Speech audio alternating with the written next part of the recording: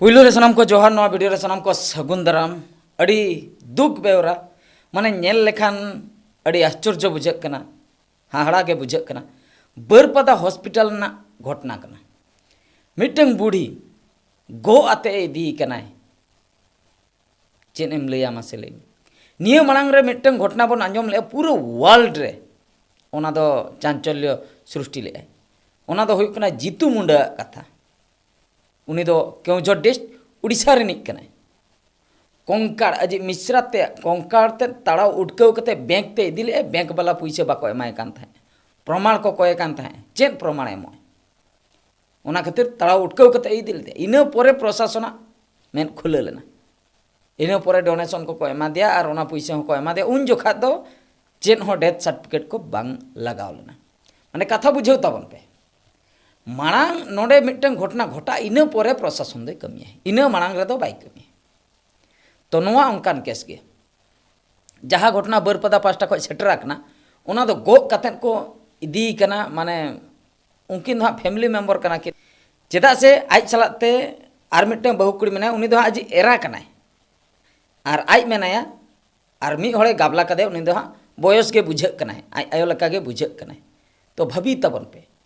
ambulance बकिन नाम ले ambulance चिकम नामा अकोय को एम्बुलेंस को कॉल का उनको को बड़ाया एम्बुलेंस सारा घड़ी दो बाम नामा तीन करे तारम नामा आर बखाय दो एम्बुलेंस वाला ना सितुम खातिर चला को मनाया हे बांगा न व्यस्त रे मेना बखाय हांडे चलाव आकना गाड़ी मेनखान गाड़ी दो तिंगु को लेया को हांडे चलाव आकना आर मिटन गाड़ी कॉल पे नो नोंका एम्बुलेंस वाला बाको हजू सितुम रे जहाँ हरबर ओना दो उनी जहाँ गो कादे उनी गे हाँ बड़ा तीना संगिन खन गो काते अगू कादे चिकम बड़ाय के और जो सितुम जहाँ लका बुझे कना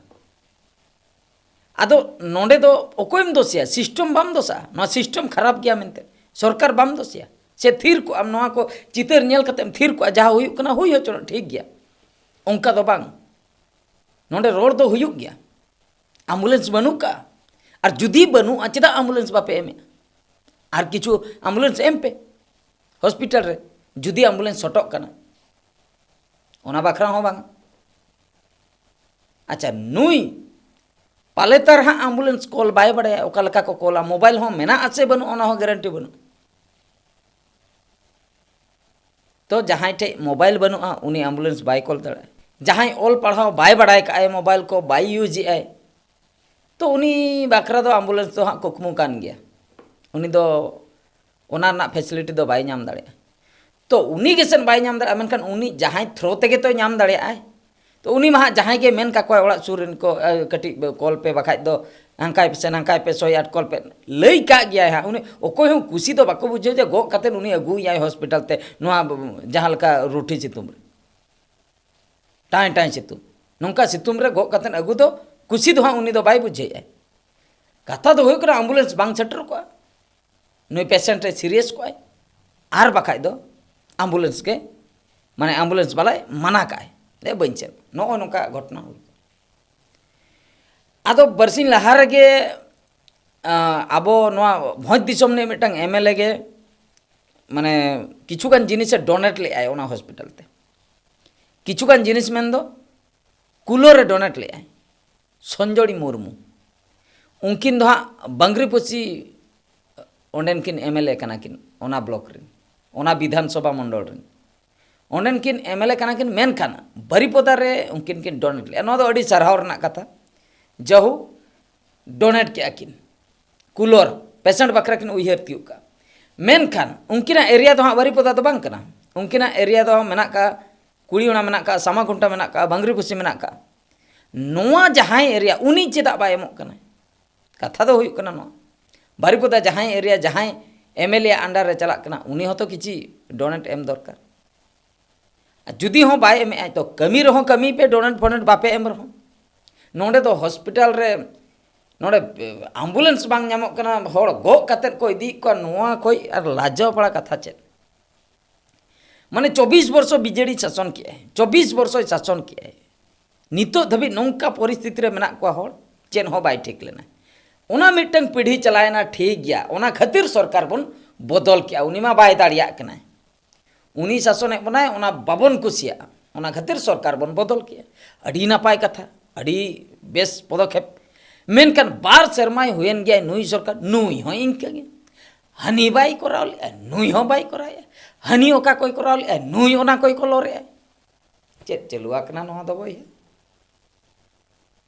आदो नोंकान समस्या तो तीस समाधानवा नुई हो आर 25 बछर गान शासन परे इम्पॉसिबल 24 वर्ष शासन बेला जहाँ कोई कमी ले आम ओना को गे चेदा एम रिपीट ओना को गे चेदा एम कमी ओंडे टाइम चेदा एम वेस्ट 24 वर्ष शासन सरकार बसे कराव ले आम ओना बस चेदा एम कलर जोंगा कना मसे ओना बस दो ताहेनो से एटागा कराव मसे उनी जदि एसी एम ले उनी जदि फैन एम ले कूलर बाय एम ले आम कूलर एम ओना ठीक गया उनी जदि 10टी एम्बुलेंस एम का आम आर 10टी एम्बुलेंस एम में एंड्रेसन दो ठीक दो बुझे उनी सरकार 10टी एम ले आम आर 10टी में आम ओका को ओना रे nyutum मोला ताम आज ओका को एम का ओना तो ताहेन ओनका के बांगा उनी ओका को बसे एम ले ओना को nyutum बदल कते आम दो ओना गे आमा nyutum एम मोला कना चिकेते नोआ दो गाना ओका को बस स्टॉप हनी सरकार बनाव ले ओना को कलर चेंज करते आमा nyutum एम मोला कना नोआ दो चिके कना आम आर बारिया गान बस स्टॉप एमो में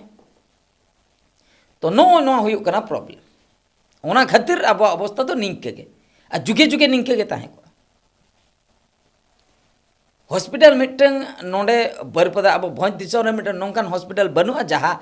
रे तो बाको रेफर को जतो हॉस्पिटल रे को रेफर को ब्लॉक लेवल आलिया एरिया पे चला ओंडे को रेफर में बरपदा हजू में बाको ट्रीटमेंट दड़ियाम खान भेजा में को कटक आदो तबे उना